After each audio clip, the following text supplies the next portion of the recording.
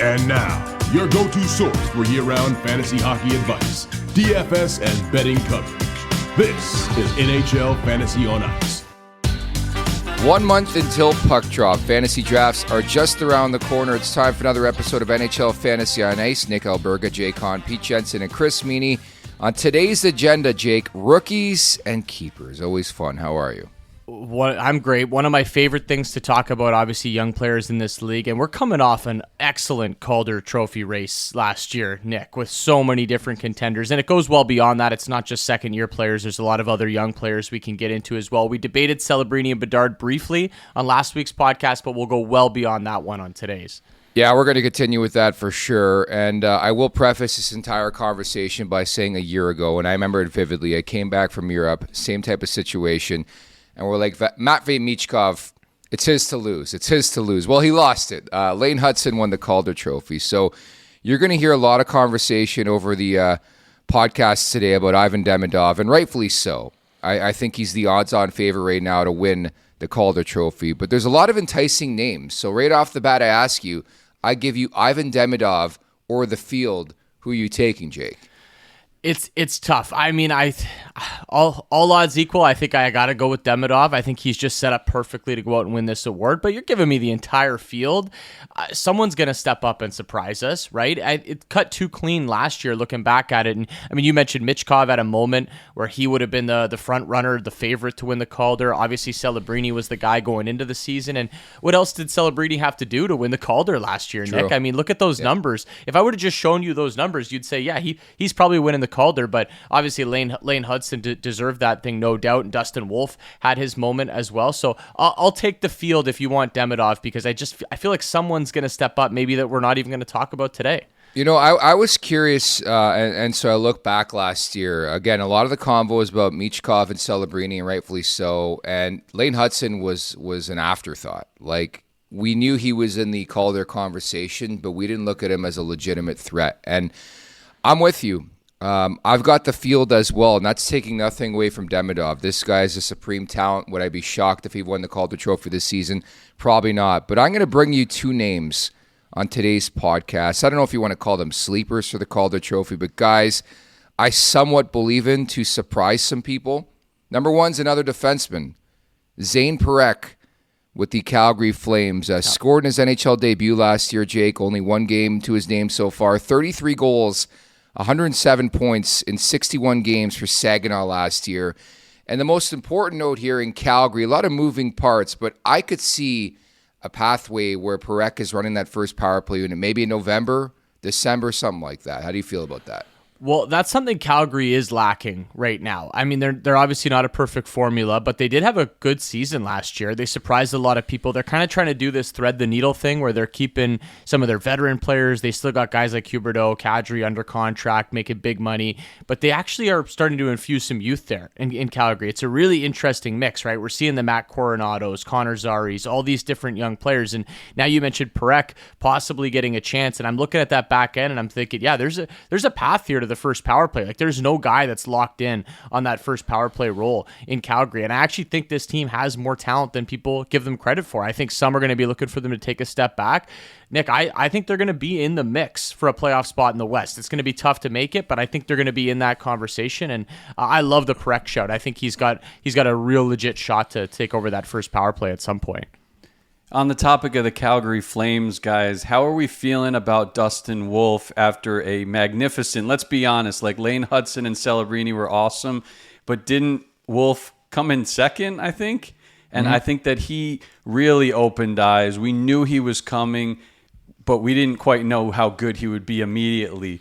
Where do you view him in the keeper goalie debate moving forward? Right now in our keeper rankings, which you can find on NHL.com/fantasy, he's number one among 25 and under players at the goalie position. Do you agree with that, Nick? To a degree. I think there's got to be some negative regression that happens here, just because everything we mentioned, like Calgary was a team that snuck up on people, and I just wonder this year, when people know they're legit now, know they have some really decent players and play with a system and a purpose, and you look at Wolf, you wonder if maybe he takes a bit of a step back. But I think he's high atop there. And it's funny you bring up that conversation, too, because I was trying to handicap some names for the Calder Trophy. And Yaroslav Askarov is a guy I could foresee playing sort of that pathway, that vision, if you will, of Dustin Wolf sneaking into that conversation of the Calder Trophy. Like, I think you look at San Jose, you look at the comps to the Calgary Flames, some young potential players, maybe some more veterans on a team like the Flames. But San Jose has set itself up to surprise people this season, Jake. So I like the shout. It means we'll go to you next. I love the shout on Wolf. Had an excellent year. Sort of came out of nowhere. Like, we knew he had something, but it was his first full season. And I wonder if Askarov's a guy we look at it this year. Yeah, Askarov's extremely interesting, especially in the betting market too, as a long shot. And, you know, when you're looking at goalies at 25 and under, he does check in at number 2 for us, Lucas Dostal at number 3. After that, you know, let's be honest, Jacob Fowler, we're not going to see him with the Canadiens this year. Spencer Knight, you know, in front of a Blackhawks team that has a lot of question marks. Jesper Wallstad as well. We might see a little bit more of him, but he's not the number 1. He probably is only projected for 20 games or so this year. So Wolf is no question, in my opinion, the number 1 goalie, 25 and under. And even if you're just starting Jake as like a fresh dynasty league and you're thinking about goalies, you can consider him after the big 5 come off the board, maybe around goalie 10, because, yeah, he is locked into the future in Calgary. And as for Parekh, I kind of disagree with you guys. I think he's a fantastic talent, but I do think he's blocked at the moment. Like, Weegar and Anderson are there. Let's remember, it took a little bit of time for Lane Hudson to get that first power play. So if they make some sort of move, maybe it is November, like you mentioned, Nick, then he can kind of take off in terms of his talent. A good point with those veterans there, where he's probably going to have to start on power play unit 2 if he gets a crack. And if he does something special, then maybe they do make a change there. Nick, while we were on goaltenders, though, I did want to get your take on a couple of guys. We talked about Askarov. The concern with Askarov's obvious. How long until the Sharks are a little bit more of a finished product? I think they're still going to be a mess in their own zone, so not exactly the greatest spot for a goaltender. But looking long term, he looks like he could be a part of this thing in San Jose. But going further down the board, I want to get your take on this name that's getting a little bit of hype, not too much, but maybe the closer we get to fantasy drafts, we're going to talk more about him. How do you feel about Jet Greaves out in Columbus? We know Columbus has needed someone to make a consistent save for a while, and they were a great story last year. I think they're hoping to be competitive in the Eastern Conference, looking for a playoff spot. If they're going to do that, they're going to need a goaltender to step up and make those consistent saves that I mentioned. And it does feel like Jet Greaves is could be that guy. The sample size is small, but I think I'm going to have a little bit of interest in him in fantasy this year. Yeah, he's definitely a guy I would pick up for like my third string purposes. To answer your question, I'm probably lukewarm. I think Columbus is another team that could experience some negative regression. Like, I think you look at that team and what they put together, and this is a theme around the NHL. I said this on last week's podcast. It had to be one of the most disappointing off seasons in NHL history. Not much happened, right? And you look at Columbus. What do they really do? Like, did they improve upon other teams in the conference, in the division? Probably not. I think a lot of things went their way last season. I like the job that the new coaching staff did, and some of the players really elevated the younger players, specifically what we've been waiting for. But I think when you compare him to some other guys, namely Dostal, I'm probably staying away. But certainly, like, on my monitor list, Jake, I still need to see a bit more from a guy like Jet Greaves before I commit long-term, if that makes sense. Well, I think a lot of us, and I might fall into this as well, are just assuming, okay, the Devils will be healthier, so they'll be back in the mix in the Metro. The Rangers, they're not as bad as they were last year, so they're going to bounce back. They still have all these great players, and you're hearing guys say all the right things in the offseason. But I don't know if it's going to be quite that easy. I think there's some other hungry teams in the Metro that would like to take that step. And I think Columbus, Nick, is a team I am going to be targeting. I don't know if I'm putting all the chips in the middle in a fantasy draft, but I think there's going to be 3 or 4 names when I enter my queue where I'm loading up on a couple guys where I still think we're going to get some value, and I do like that crop of young forwards. So you mentioned it, probably more of a third goaltender on your roster for Greaves, but I think somebody with a high enough ceiling where if he takes over, Columbus is a legitimate playoff team. I think you could get some nice value with him. Let's further that conversation. Stick on netminders for a second. Why don't I throw Spencer Knight into the equation? And I know, Pete, you've been big on this name the last couple of years, so why don't you start this conversation where you feel about Spencer Knight, maybe compared to Greaves, compared to Askarov? I think he's going to face a lot of rubber, and he'll be up to the task many nights. I think that the young core in Chicago is advancing little by little. There are a lot of questions, right? Like, is Frondell going to make the team right off the bat? And same hold for some of these other teams with the top 3 picks in the draft last year. I'm talking about Schaefer with the Islanders and Michael Misa with the Sharks. So Still more to be determined in training camp on all three of those fronts. But I think that Spencer Knight could play 45, 50 games and get you a save percentage over 905, which would make him a relevant goaltender. We know all these, even if you don't make the playoffs, if you're facing that much rubber and playing that many games, you're going to be, especially in leagues that count saves, you're going to be really valuable. I don't think there's any question that like him and Askarov, these goalies we're talking about, they have a ton of skill, and the upside is it's nice. It's tremendous. It's unknown. But, from a redraft standpoint, you kind of have to fade both of these guys unless you're in a points league. Pete's talking about saves. There's going to be multiple games where Spencer Knight and Askarov both flirt with 35, 40 saves. And that even if they allow 3 or 4 goals, it's not going to kill you at the end of the day. But, if you're going to take these guys in a keeper league and a dynasty league, Nick, you just have to be patient. And even knowing the teams that they're on, you can still probably get them outside of goalie 20, 25, and just have them as your third goalie. And like the Hawks and like the Sharks, you just stay the course and you rebuild. I like that. You're right. And tread carefully is probably the way we'd say it. I was actually thinking about goaltending in my fantasy draft before starting today's podcast, and I'm like, volatility at its best. You got to be careful, got to be patient. And I think that's where you find the value, whether it's Askarov, Knight, Greaves, like that. So, that conversation over the next month will be intriguing as well.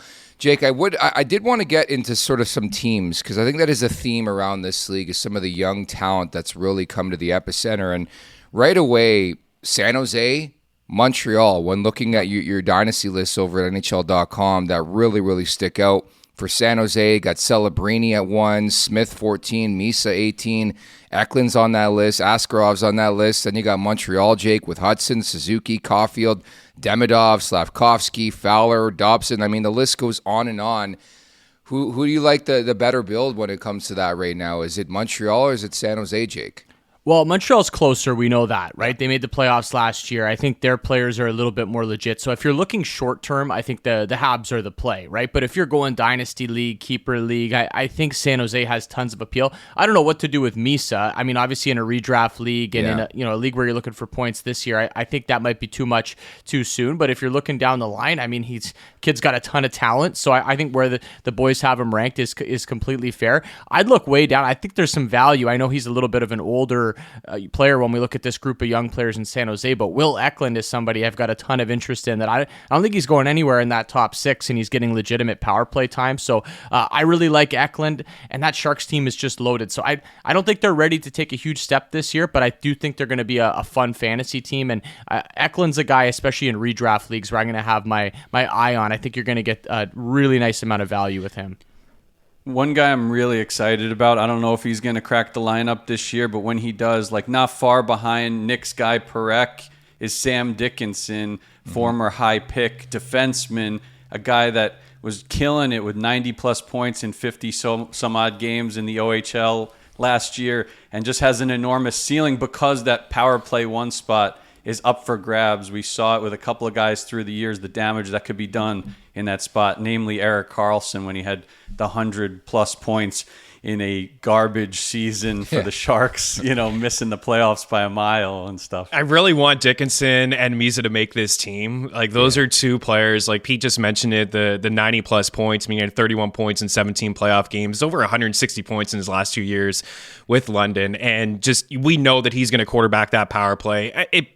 I don't know if we'll see a whole lot of him this year. They do have some veteran presence there like Klingberg and Orlov. Maybe they'll just kind of ease Dickinson in. But you guys were talking off the top, like who's the player that could win the Calder? And it's Michael Misa after Demidov. Like, this was the OHL's most outstanding player, top scorer in the league, 134 points, guys, in 65 games. He had at least 1 point in 60 of his 65 games. So I think overall, when you're comparing these two teams, you have San Jose top heavy with like top talent. Love the Eklund call, Will Smith. The Habs are kind of like more spread out with maybe not as much top tier talent. But man, both of those teams are well on their way, Nick. We haven't even, you're right. And we haven't even really, when it comes to rookies, talked about Ike Howard, where Edmonton is so fascinating to me, Jake, where there's been a lot of turnover, gone are a lot of the vets, a lot of youngsters like Savoy and Ike Howard in that lineup. And it's pretty crazy. This guy's yet to play an NHL game. and he's already earmarked for the top 6, which could be some severe attachment to some big boys. But are you actually a believer in Ike Howard having a monster rookie season here in Edmonton, Jake? Oh, Nick, the September tradition of who's playing in Edmonton's top 6, that we can get some attachment to McDavid and Draisaitl. I feel like we play this game every year with different names, right? It's not always young guys like Howard. I think Howard's intriguing because there's the unknown, right? He could be awesome. We don't know this, right? He could step in, he could get an attachment to one of those guys, he could just roll with it and have this great season.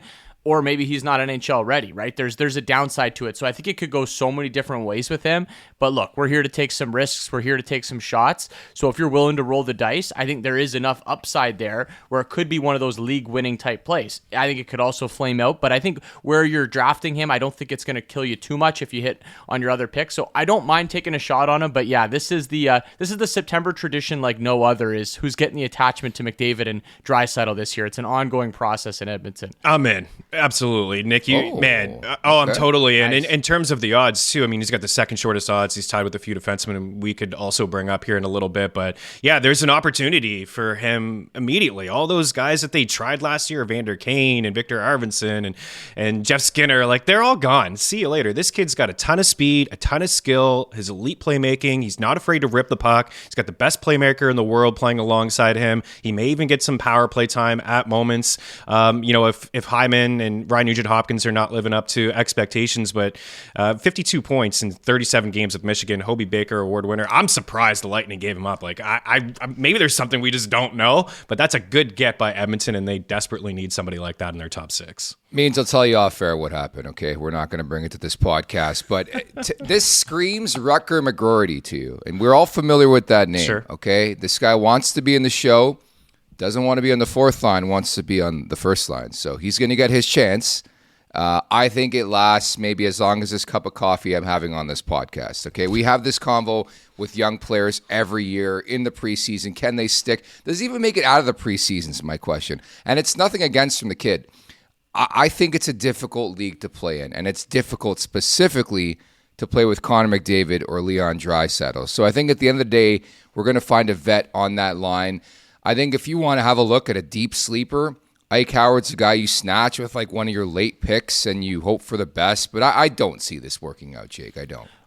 Well, yeah, and again, like I said, I obviously Meany's in. I think you're a little bit more skeptical. I'm of the mind where I'm okay taking a shot just because of the upside. And Meany talks about some of that upside, right? And you're talking about the downside of it, which I could totally see as well. He comes in, NHL's a tough league. I think it's a little bit of an easier league when you've got guys like Draisaitl and McDavid there, and hopefully kind of take them under their wing and make it a little bit easier, find some space out there for him. So he's going to get that opportunity early in the year. But we have seen a lot of players get that opportunity on the line of either McDavid or Draisaitl and it not work out. I want to guess one of those defensemen that Meany was hinting at, though, Nick, and I'm curious your take on this, is Zeev Boyum out in Minnesota. I've got a lot of interest here, again, talking about upside. I know Faber's there, but they're looking for someone to run that power play, and maybe different from our Calgary conversation. Chris made the point about, maybe the spot for Parekh on that first power play is not going to be as easy to go and grab. I think for Boyum, Minnesota probably wants him to just go out there and take it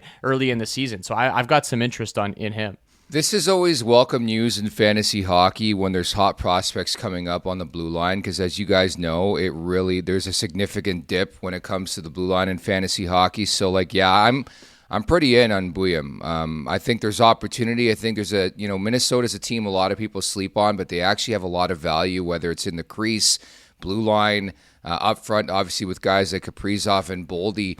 And I think he's certainly a guy, means that I would identify late in my draft that I would take a flyer on. If it works, it works. If it doesn't, it doesn't. You move on. You get somebody off the waiver wire. Yeah, that's exactly it. I mean, this is a great class in terms of defensemen. Last year, we really just had Lane Hudson. You guys talk Parekh, and I love the skill set. I truly believe he's blocked. There's another guy in Carolina as well, Alexander Nikishkin.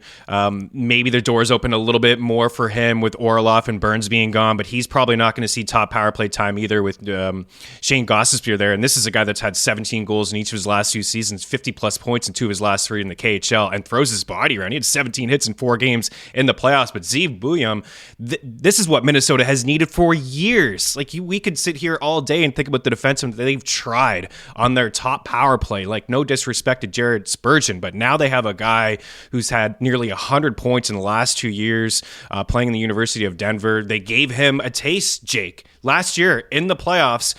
It was a small sample. They kind of shielded him a little bit, but when he played on that top power play. Kaprizov, Boldy, Rossi.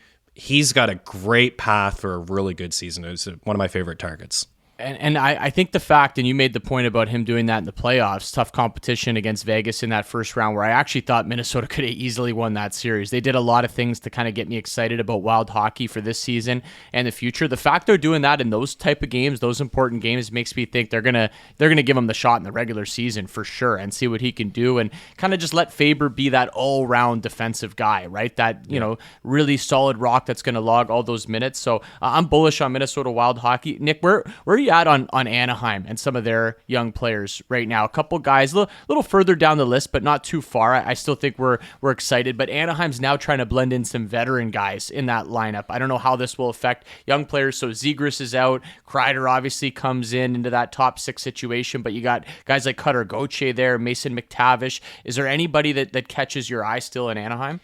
All right, here's my first bold take of the preseason. The Anaheim Ducks will make the Stanley Cup playoffs. Oh, you know why? I dig it. Okay. Joel Quenneville, 3-time Stanley Cup champion in the last 15 years, back in the league and taking this team in a really, really intriguing fit. You talk about the young players, Gauthier, Carlson, McTavish still without a contract, Jackson Lacombe. I don't know if you guys saw this. I interviewed Matthew Nyes the other day. Jimmy Snuggerud, Matthew Nyes, and Jackson Lacombe lived together in Minnesota this past summer. That can't be good news to the rest of the NHL, okay? You know, those guys just brought it all summer long. So I'm looking forward to Lacombe after the breakout last year. Olin Zellweger's another guy. Minchikov, Dostal. I mean, there's a lot of really good, intriguing young names. But then you sprinkle in guys like Kreider, and I think they're on to something really, really special here. I know it's been taking a while to see Pat Verbeek's vision, but I like the pickup with the head coach, and I do think head coaches do wonders in this league. Man, I like the call, and they remind me of the Canadians, and the Canadians made that jump last year too. It's a good mix of youth and experience. You know, you mentioned Joel Quenneville. They had the worst power play in the league last year. What do? They bring in Kreider. All he does is score power play goals. You look at last year, and it's like, he didn't have a great year. Like, he still scored 20 goals. And then they bring in Mikael Granlund, who, you know, was solid with Dallas, was great when he was the man in San Jose. So they have a really nice mix of some youth and some skill, and Killorn and Strome. Who's the team that doesn't make it in the West, Nick? Who's the team, like off the top of your head, that Edmonton? No, I'm kidding. Now that would be bold. Yeah, no, that'd be too bold. I think they're obviously going to make it. I don't know. Every year, I would just say this, and I wish I had a better answer for you. There's always like one or two teams where they're not even on your radar to miss the playoffs, but something goes awry, something goes wrong, and they miss. But I don't know. From the onset of the offseason where it all started with the Quenneville pickup, I identified, Jake, a team like Anaheim that could surprise some people this season, I think. Well, we had what, 3 of those teams at least last year, right? Everyone assumed Nashville was going to make it. Everyone assumed the Rangers were going to make it. Certainly Boston. I mean, Boston's there every year, and not only do they miss, but they're not even close. They look like a lottery team, and now we're going to have that debate. So you're right. You're going to pull up the standings sometime around Christmas and go, wow, I can't believe this team is not even close to the playoffs, and it cuts too clean that everyone's just going to make it. So I'm probably not there on the Ducks to make the playoffs, Nick, but I do appreciate the bold call, and I like what they're doing long-term in Anaheim, and I do see some fantasy value. I'm just having a tough time with my guy Mason McTavish right now. No pen to paper. They got to get that contract done. I love McTavish. I think he's a heck of a player, but I don't like these situations for fantasy hockey. I tend to think they don't work out too well when it bleeds into the season or it gets close to the year. Guys get off to that weird start. So, Pete, how do you feel about Anaheim, where they're at? Is there anybody there that you think's got some value, and are you worried about this whole Mason McTavish situation?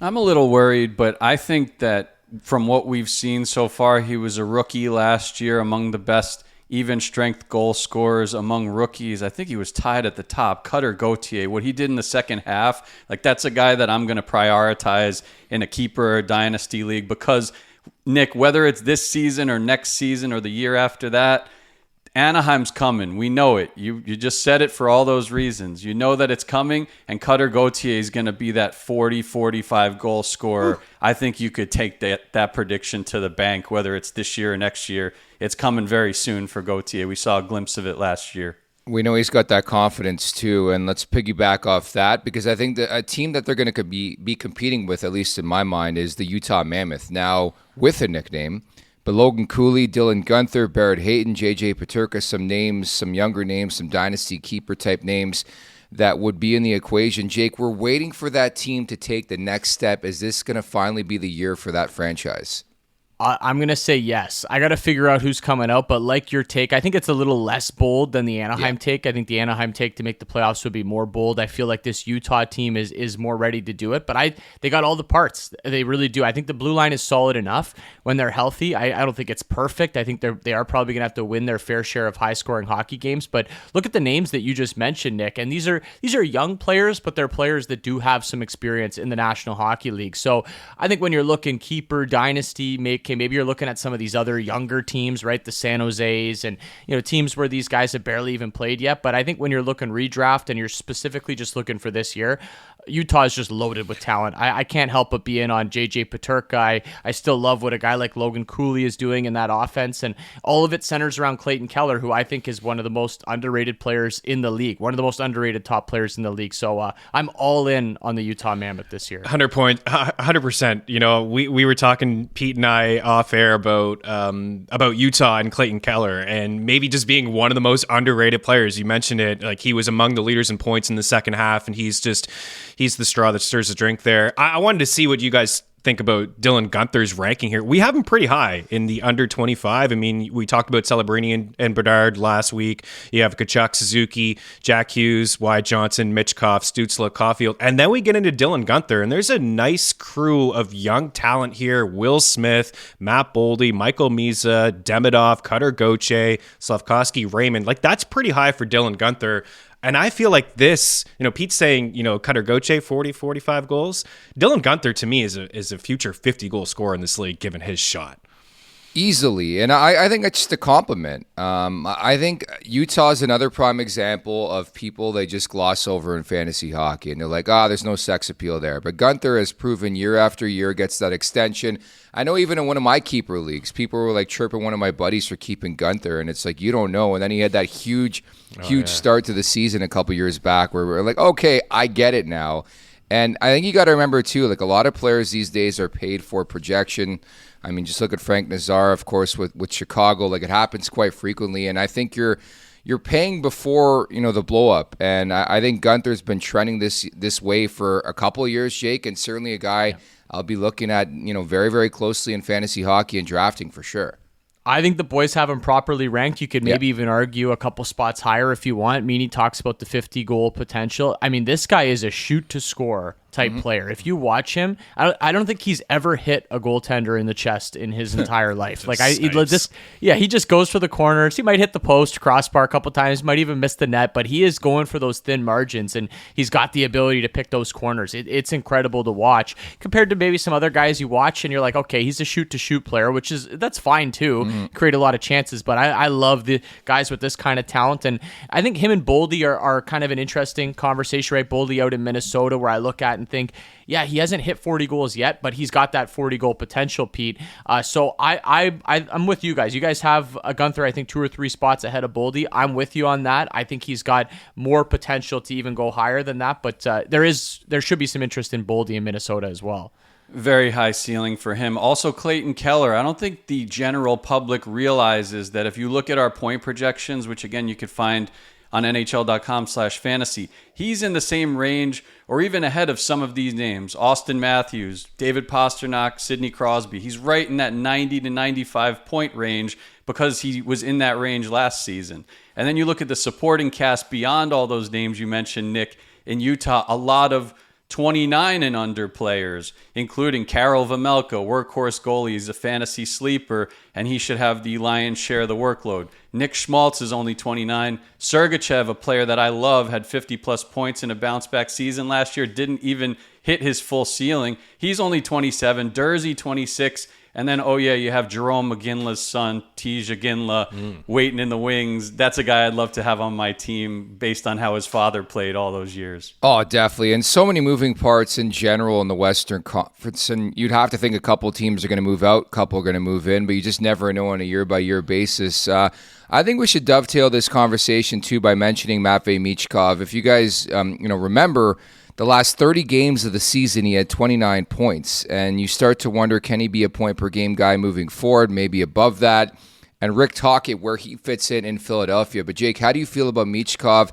It happens a lot with young players. There's going to be ups, there's going to be downs, and certainly we saw that in year one under John Tortorella, of course, for the most part. So Philly's a situation. Obviously, we're going to have to make the decisions before the season starts in our fantasy drafts and things like that. But I really want to watch how Philly plays the first couple weeks, even couple months of the season. You mentioned Rick Tocchet coming over, and all the talk will be, okay, John Tortorella, he kind of kept the leash on some of these young guys, right? If you watched Flyers games over the last couple of years, he's trying to play this lock it down defensive style two-way game, which I get what he's trying to teach the young players, but they weren't built to play that type of hockey. They don't have any goaltenders either. So I think that's a part of the reason why they were struggling so much at times.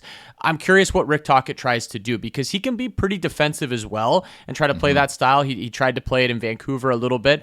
I hope he takes the leash off these guys and just lets them do their thing, make some mistakes. And if that's the case, then I'm going to love Michkov and maybe even Zegras with a little bit of a bounce back coming over. I'm just very curious how he handles the situation in Philly and what style of play he decides to play, because look, it's not going to be as easy as all these great rookies from last year means. They're just going to continue on that trajectory. We do see a lot of sophomore slumps in this league, and one or two of them I feel like are going to experience that next year. Yeah, and one of those guys could be Lane Hudson. I mean, what he did last year was pretty spectacular, setting records. There could be some regression overall, but for Michkov, I think we have to be optimistic that there is new coaching regime in Philadelphia. He was kind of very outspoken. He sat on the bench a few times, right? It just wasn't going down the correct path. I think Philly's a little bit weak down the middle of the ice. If Sean Couturier can stay healthy, I have Christian Dvorak penciled in as their second line center. So, he's not going to be playing with a great center, but in the second half, especially when they moved on from Torts, Nick, this was a point per game guy. He was shooting the puck more. He was getting more ice time. You figure the power play is going to be better with Zegras. Maybe Jamie Drysdale can turn the clock back a little bit there in Philadelphia. So he's certainly a target of mine, and we have him as a borderline top 10 player overall, 25 and under. I think that's fair.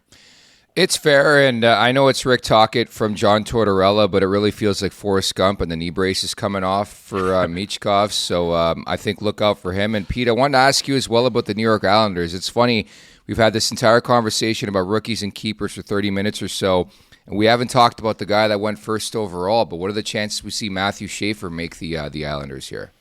I think they're in the mindset that they're building their franchise around this player, and the rebuild, which is something that they were avoiding the past couple of years under Lamoriello.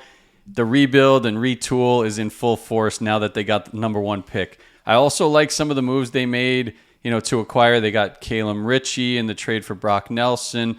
They got, of course, Shabanov from the KHL. I thought that was like a stealth pick up for them in terms of a fantasy sleeper, a guy who could maybe land in the top 6 with some quality players. So, overall, I feel like if you went back to, say, last June when they got Cole Yzerman in the draft and that was their only real prospect with any worth, no disrespect to everyone else, but nobody else was stacking up to the other teams around the league. Now you could pinpoint about 6 or 7 Islanders prospects that are worth something and that have some potential fantasy upside maybe 2-3 years from now. I like that. Don't sleep again, as Pete mentioned, the name Cal Ritchie. If you guys recall, last year had a great start for Colorado before being sent back to Oshawa. All he did was get 70 points in 47 games. I really, really like that pickup.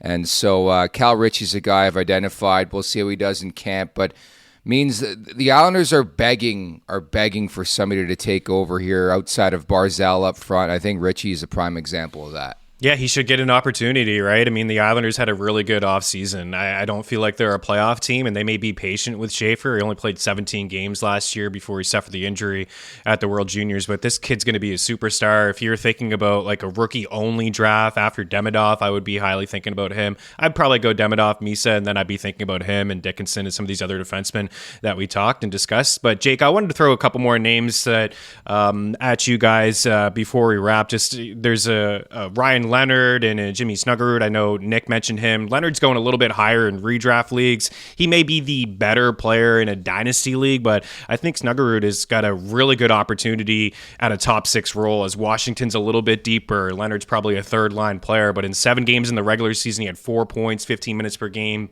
In the playoffs, it ramped up to nearly 18 minutes. He had 4 points, 2 goals in 7 games, and he played with Thomas and Buchnevich, and I thought that was extremely telling for his outlook moving forward, and this year too.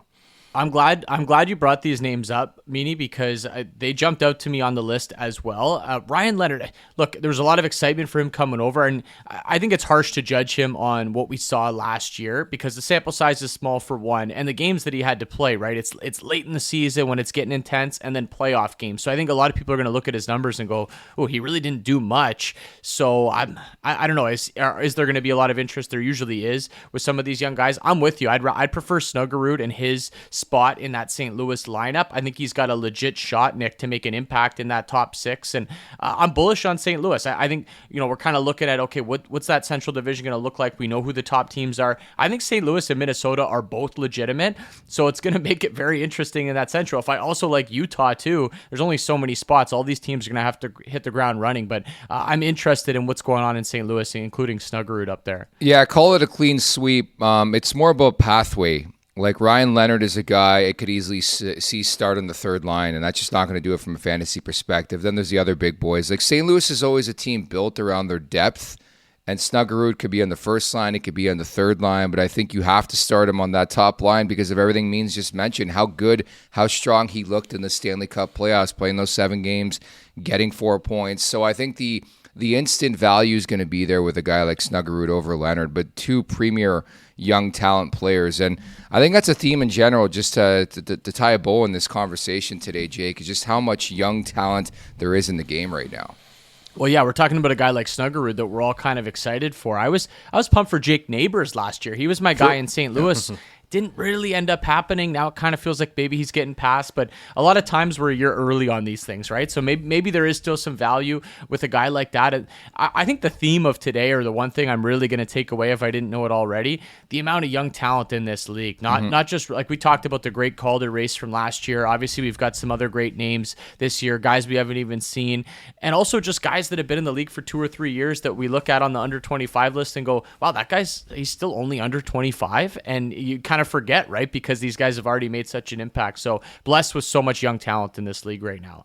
Last word here, one name I don't think we've mentioned so far today, Gabe Perreault from Boston College. He's going to be suiting up for the New York Rangers under Mike Sullivan this year. I actually like how Sullivan, early on in his Penguins tenure, remember when they won the back-to-back cups, how he implemented some young players. I'm talking about Jake Gensel. I'm talking about Matt Murray. At the time, it was a bold thing to do that, and I think that he could do a better job than the previous iterations of Rangers coaches that have failed to get the progress and the potential out of players like Lafreniere and Kakko, Keandre Miller, etc. I think that Gabe Perreault could be a rookie sleeper in fantasy this year in the top 6 for the Rangers. Yeah, with Chris Kreider gone, there's an opportunity for him as well. Final words for me, Sam Renzel. Nick, I know you're a big fan. Go back and listen to the Sleeper episode. I think he's in for a massive season quarterbacking that top power play in Chicago. Ville Koivunen is a guy to consider in deep leagues, very small sample size. 8 games, played 7 of them with Sidney Crosby, had 7 points, 5 points in his final 5 games. And then final words for me, Demidov's a word to lose, guys. He's winning the Calder. Okay, there you go. So you're not taking the field in that conversation. No but chance. yeah, Montreal in general, guys, really, really excited to see that team play just because of the extreme fantasy value. So great job today. I think we're looking at, Mock Draft 1.0 for the next episode, Pete? Yeah, let's get it going, right? Cool. We're going to have to knock out that mock draft sometime this week, and hopefully no big trades before the big podcast. But Yeah, mid-September next week. Let's pencil it in here. Pete, don't hold your breath. Nothing has happened. Carey Price got traded, okay? Do you want to talk about Carey Price in San Jose? We can do that. But excellent job, guys. We'll talk next week. Thanks to producer Phil Constantino, for Jay Kahn, Pete Jensen, and Chris Meany. I'm Nick Alberg. You've been listening to NHL Fantasy on Ice. We'll talk next week. Take care, everybody.